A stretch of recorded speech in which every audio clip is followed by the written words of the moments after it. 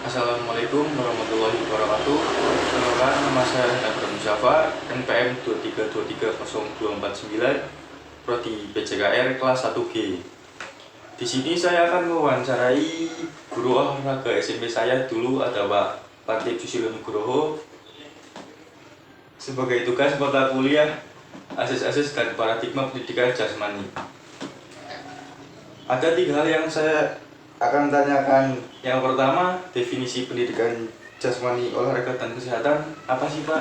Ya, yang pertama untuk definisi pendidikan jasmani, olahraga, dan kesehatan sendiri, ya, untuk pendidikan jasmani, olahraga, dan kesehatan itu, ya, itu sebuah pendidikan yang dimana sudah diajarkan dari tingkat yang paling rendah, ya, di sekolah reguler dari SD kemudian menuju ke SMP sampai ke SMA. Nah, adapun di sekolah yang non reguler, ya, kejar paket pun sudah masuk dalam akademiknya. Nah, di situ olahraga sudah tidak bisa dipisahkan atau sebagai bagian yang integral dengan sama halnya dengan olahraga pendidikan, ya.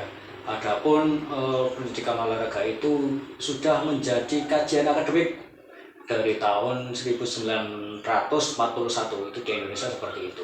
Nah, dari pendidikan olahraga itu, ya, sebagai pendidikan yang bisa mempengaruhi ada kesehatan mental, kemudian tingkat kecerdasan emosional anak, itu sangat mempengaruhi.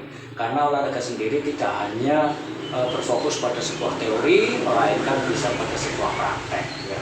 Adapun bisa mempengaruhi sikap afektif, kemudian kognitif sampai psikomotor. Walaupun memang yang sangat dominan itu pada psikomotornya. Itu kalau misalkan di sekolah dasar seperti itu.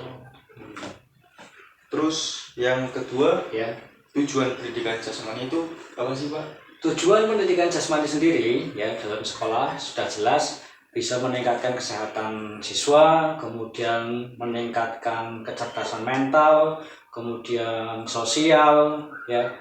Banyak intinya dalam pendidikan jasmani itu siswa, ya, yang kita ajar kesehariannya tidak boleh merasa jenuh dalam pendidikan, khususnya untuk olahraga. Karena apa? Karena di situ olahraga bisa meningkatkan banyak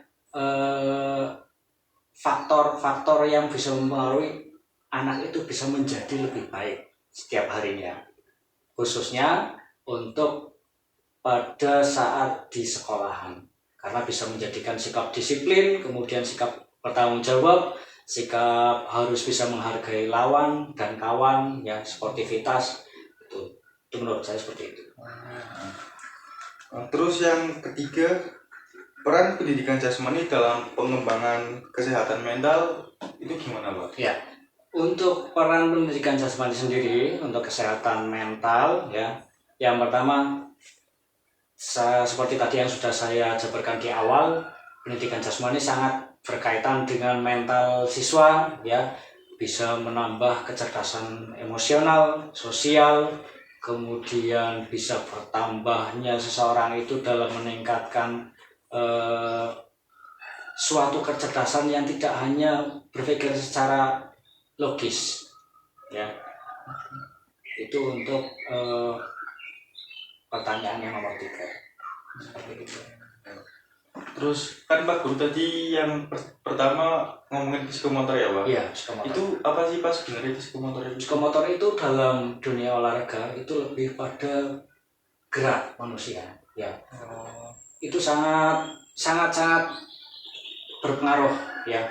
Psikomotor itu khususnya kalau dalam pelajaran olahraga itu selalu tidak bisa dipisahkan, karena baik secara kesetiap harian manusia itu harus bergerak, tidak mungkin tidak bergerak, entah itu hanya berjalan, kemudian berlari, melompat, meloncat, ya, itu manusia tidak bisa dipisahkan dengan kegiatan psikomotor. Berarti psikomotor itu secara tidak langsung bergerak, ya, Pak? Ya, bergerak, gerakan seorang, ya, itu nanti dibagi lagi ada kemudian pergerakan yang bisa dilakukan secara halus, kemudian pergerakan yang secara kasar, itu mulai dari perkembangan pertumbuhan anak sudah ada tahapannya seperti itu. Demikian wawancara saya. Apabila ada kesalahan mohon dimaafkan. Wassalamualaikum warahmatullahi wabarakatuh.